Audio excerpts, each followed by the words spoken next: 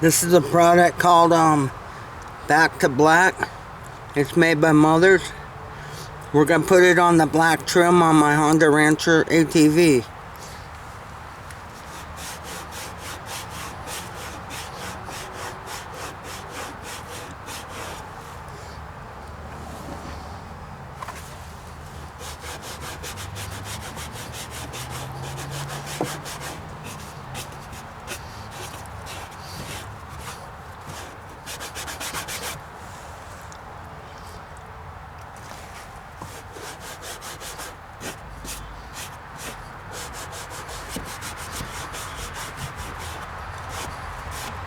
That's nice.